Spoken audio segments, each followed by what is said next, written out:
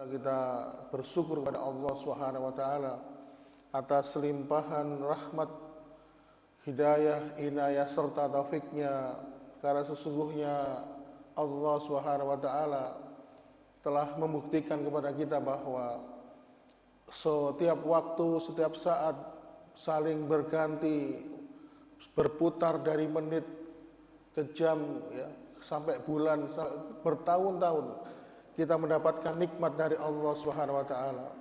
Tetapi kadang-kadang kita sebagai hambanya tanpa sadar sering berbuat dosa dan maksiat, tapi ternyata Allah tetap memberikan nikmatnya kepada kita.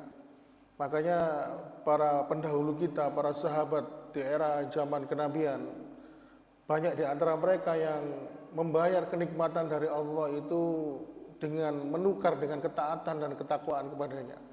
Semakin mendapatkan nikmat, maka semakin bertambah iman dan takwa kepada Allah Subhanahu wa taala. Dan Rasulullah SAW menyampaikan bahwa ketika nikmat itu tidak berbuah iman dan takwa yang meningkat kepada Allah, maka bisa jadi nikmat itu menjadi istidrat sebagai bentuk azab dari Allah, karena istidrat itu melenakan, sehingga ketika dia lena, dia akhirnya jatuh ke dalam azab Allah yang sangat pedih. Demikian jamaah sekalian, sebagai muqaddimah, maka pada kesempatan pagi ini marilah kita memulai. Pada kesempatannya baik ini kita mencoba menggali, meraih keberkahan di waktu subuh ini. Karena Rasulullah SAW dalam sebuah hadis yang sahih berdoa kepada Allah, ya Allah berkahilah umatku ini pada waktu subuh. Maka bagi mereka yang sudah bangun walaupun telat atau ada yang karipan, sudah nututi dapat waktu subuh, maka mudah-mudahan mereka juga mendapatkan barokah sebagaimana yang diharapkan dan dimohonkan oleh baginda Rasulullah SAW untuk kita.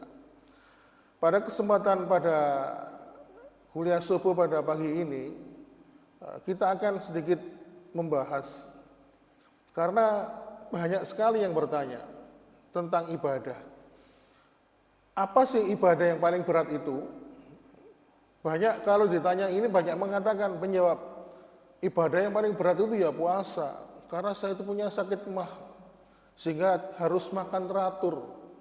Maka bagi saya ibadah yang paling berat itu puasa.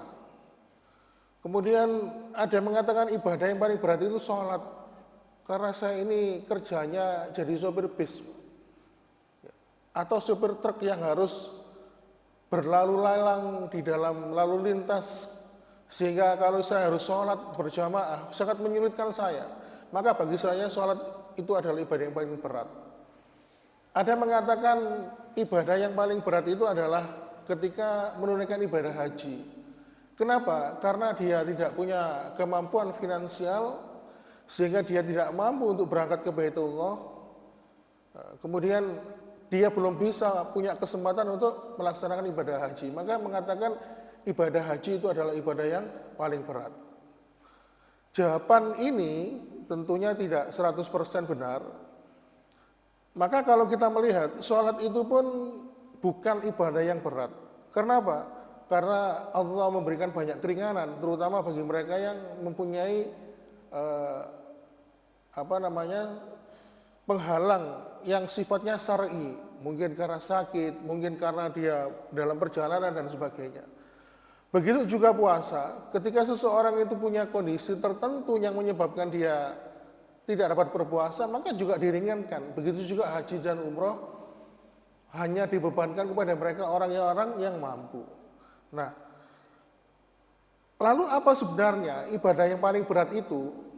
Maka para ulama pun menjawab bahwasannya ibadah yang paling berat itu adalah ketika amal ibadah yang kita lakukan selama kehidupan dunia ini dapat diterima di sisi Allah Subhanahu wa taala. Kemudian ibadah itu pun dicatat oleh para malaikat yang ditugaskan oleh Allah untuk mencatatnya.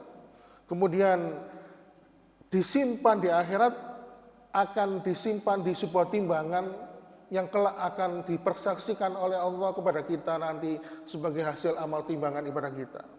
Jadi amal ibadah yang paling berat itu ketika menjadikan ibadah itu dapat diterima di sisi Allah Subhanahu wa taala. Kenapa? Karena Allah tidak menerima kecuali hanya menerima yang baik dari hamba-hambanya. Makanya ada sebuah kisah ini yang cukup menarik. Seorang ulama tabi'in, Hasan al-Basri, ketika memasuki hari Senin dan hari Kamis, wajahnya ini sering murung, kayak orang sedih gitu. Kemudian tidak jarang juga karena sedihnya ini dia sampai meneteskan air mata. Lalu para muridnya pun banyak yang bertanya. Dan salah seorang muridnya bertanya, "Wahai Syekh, aku mengamati ketika memasuki hari Senin dan Kamis, wajah panjenengan ini kok sedih. Bahkan tidak jarang saya memergoki panjenengan itu menangis." Ternyata ma'asyiral muslimin, jamaah sekalian, jawaban dari Imam Hasan al-Basri ini tidak kita sangka. Beliau mengatakan dari sebuah hadis ya, mengkutip sebuah hadis bahwasannya amal ibadah anak Adam dilaporkan oleh Allah, dilaporkan oleh malaikat kepada Allah Subhanahu wa taala setiap hari Senin dan Kamis. Dan saya khawatir jangan-jangan setiap hari Senin dan Kamis itu ketika malaikat melaporkan amal ibadah hamba-hambanya, tidak ada amal ibadahku yang dicatat oleh malaikat dan dilaporkan kepada Allah Subhanahu wa taala.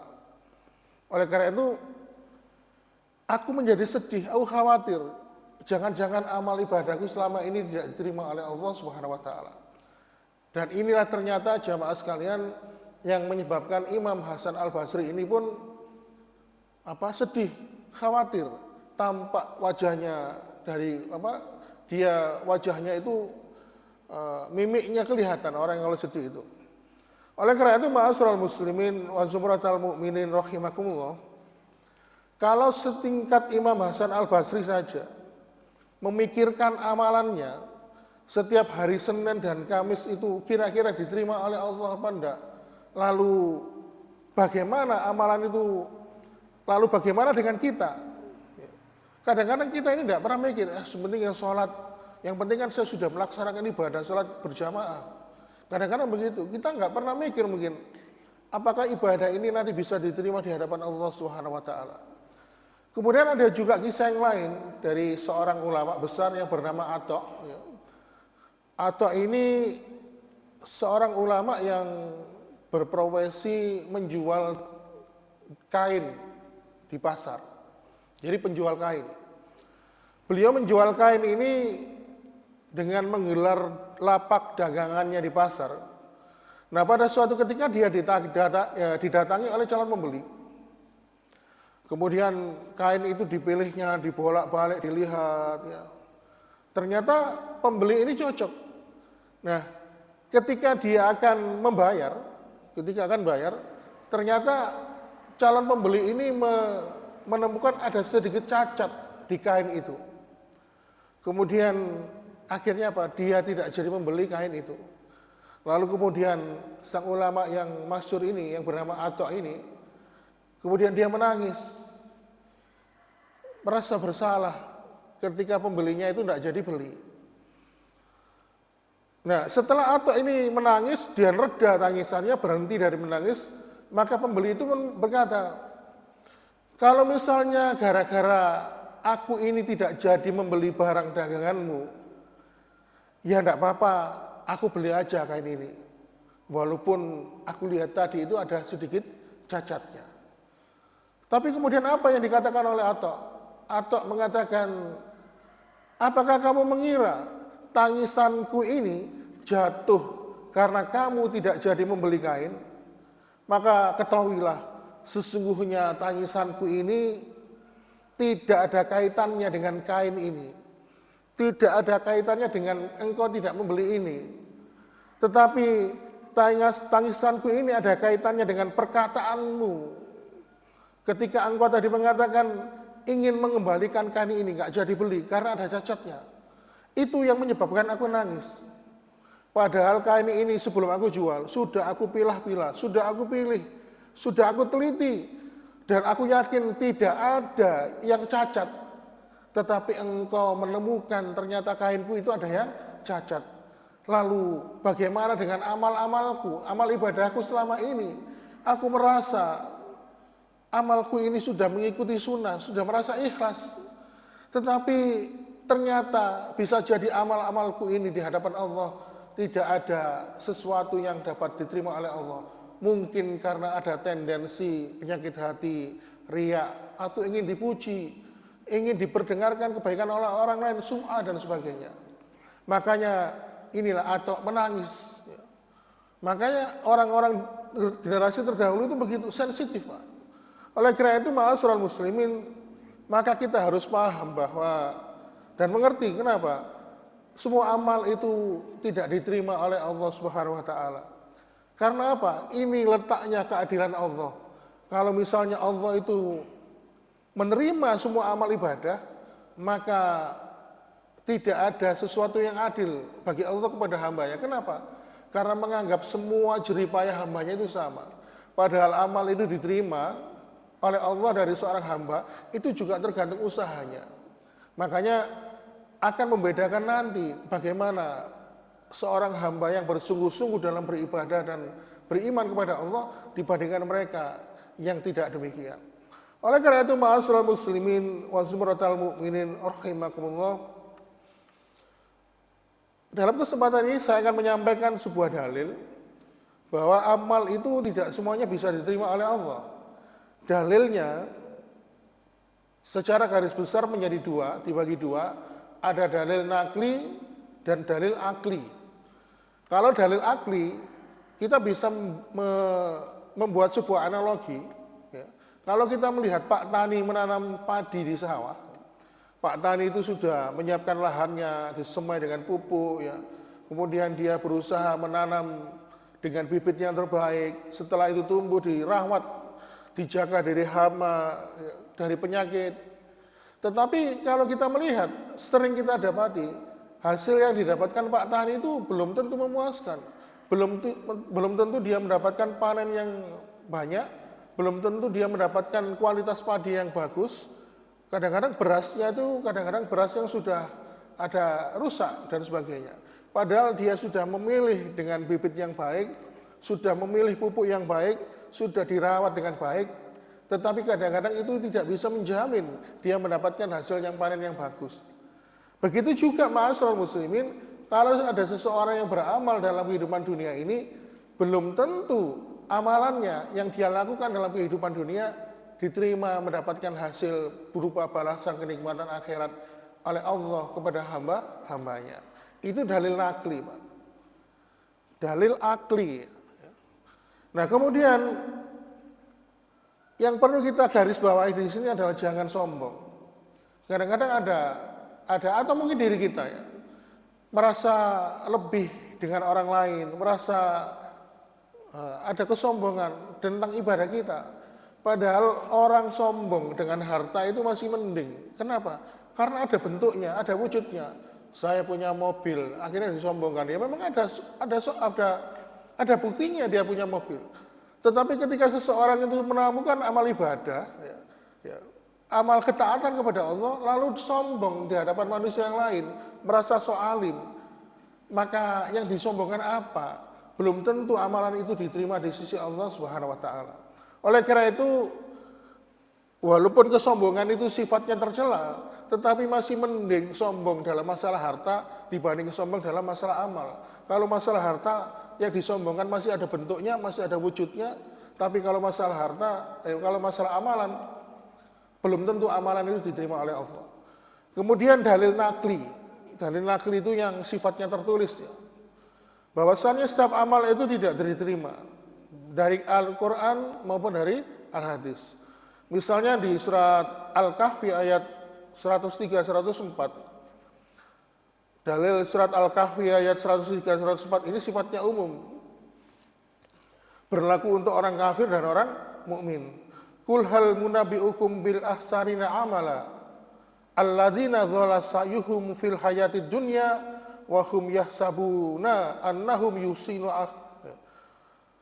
alladzina dhalla sa'yuhum fil hayatid dunya wa hum yahsabuna annahum yusinnuna sun'a. Katakanlah Muhammad, apakah perlu kami beritahukan kepadamu tentang orang yang paling rugi perbuatannya, yaitu orang yang sia-sia perbuatannya dalam kehidupan dunia, sedangkan mereka telah berbuat sebaik-baiknya. Mereka mengira berbuat sebaik-baiknya, tetapi kata Allah, mereka rugi. Artinya apa? Amalan ini bisa, hadis ini, ayat ini berlaku secara umum. Waktu itu membahas tentang amalan-amalan orang-orang kafir.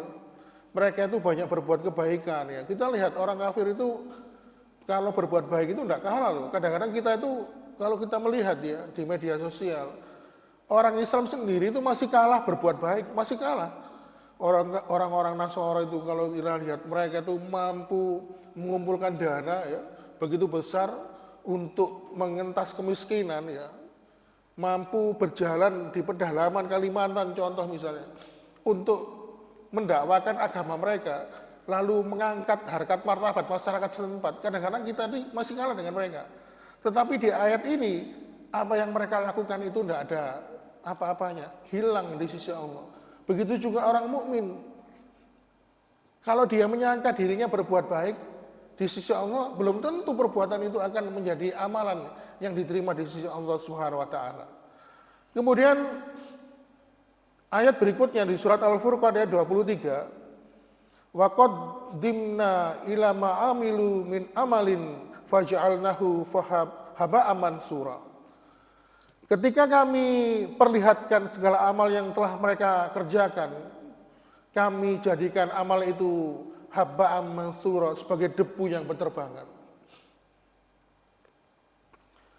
Ya, itulah amalan-amalan yang tidak ikhlas.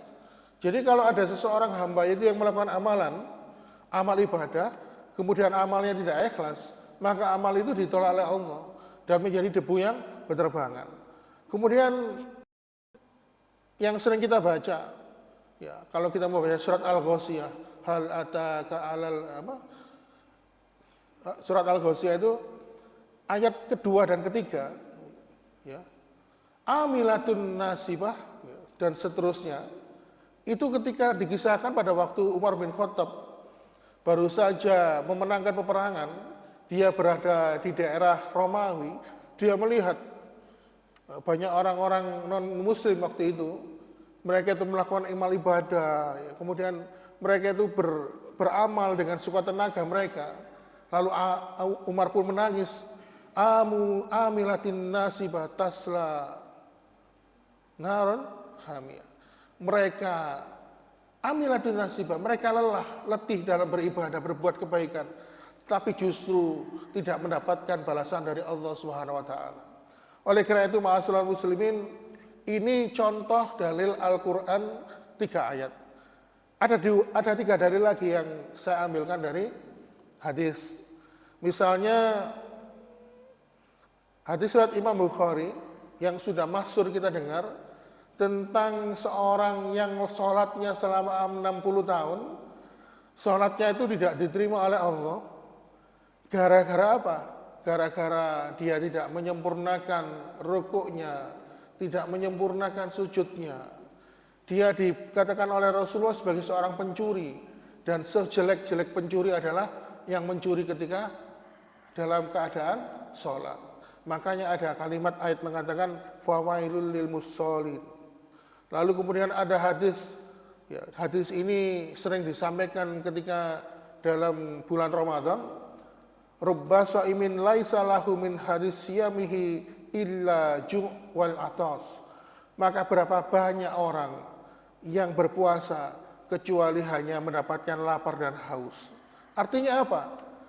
Orang itu kelihatannya berpuasa, tetapi di sisi Allah dia tidak mendapatkan puasanya, hanya lapar dan haus. Artinya apa?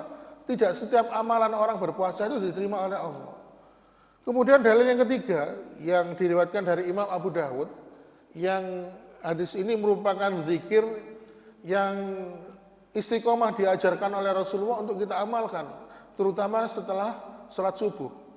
Di situ Rasulullah SAW berdoa, Allahumma inni as'alukal ilman nafi'ah wa rizqan thayyibah wa amalan muttaqabbala. Di situ Rasulullah SAW berdoa, ya Allah, aku memohon kepadamu ilmu yang bermanfaat, kemudian aku memohon kepadamu rizki yang baik, dan kalimat doa itu ditutup oleh Rasulullah, wa rizqan wa amalan muttaqabbalan, dan amal-amalku yang engkau terima. Artinya apa? Rasulullah Muhammad saja meyakini amalannya tidak diterima oleh Allah, makanya beliau menyampaikan sebuah doa, amal yang diterima. Artinya apa? Memohon amal-amalnya agar diterima oleh Allah Subhanahu wa taala. Oleh karena itu, ma'asyiral muslimin, para nabi dan rasul itu mereka yakin amalannya tidak diterima oleh Allah. Salah satu dalilnya ketika Allah memerintahkan Nabi Ibrahim membangun Ka'bah. Bayangkan, ini Nabi Ibrahim bangun Ka'bah diperintah Allah. Bukan karena keinginan Nabi Ibrahim untuk bangun Ka'bah, bukan. Tapi dia diperintahkan oleh Allah untuk bangun Ka'bah. Di ayat surat Al-Baqarah ayat 127, di akhir ayat itu diabadikan doanya Nabi Ibrahim. Apa doanya Nabi Ibrahim? Rabbana taqabbal minna innaka antas samiul alim. Ya Rabb kami, terimalah hasil kami ini dalam beribadah ya Allah. Sungguh Engkau Maha mendengar, Maha mengetahui. Nabi Ibrahim saja yang termasuk Nabi Ulul Asmi, ya, Nabi yang mulia dengan gelar Ulul Asmi. Ada 5 orang Nabi dan Rasul yang bergelar Ulul Asmi, salah satunya Nabi Ibrahim, memohon kepada Allah agar amal-amalnya diterima. Oleh karena itu, ma'asyiral muslimin, kita sebagai hamba Allah dan umatnya Muhammad, maka kita harus menteladani ini, meyakini bahwa amal kita itu harus diterima oleh Allah. Makanya kita memicu kepada kita adalah amal yang diterima itu syaratnya pertama harus ikhlas, memurnikan tujuan ibadah itu hanya untuk Allah. Dan yang kedua adalah ittiba Rasul, melakukan amal ibadah sesuai dengan apa yang telah dicontohkan oleh baginda Nabi dan Rasul. Maka mudah-mudahan kalau kita memenuhi 2 kriteria ini, maka amalan-amalan kita juga diterima. Tetapi jangan lupa, para Nabi dan Rasul pendahulu kita, tauladan kita, memberikan contoh agar kita juga memohon kepada Allah untuk diterima amal-amal kita. Maka kita pun juga demikian. Jangan hanya amal ibadah yang kita mohonkan agar diterima oleh Allah, tapi juga mohonkan agar kita diberikan istiqamah, memegang hidayah Allah, merawat hidayah yang telah diberikan oleh Allah ini, dan akhirnya kita juga memohon pada akhir kehidupan juga diberikan husnul khotimah oleh Allah Subhanahu wa taala. Demikian yang dapat kami sampaikan pada kesempatan yang singkat ini. Mohon maaf bila ada kekurangan. Kami akhiri. Wassalamualaikum warahmatullahi wabarakatuh.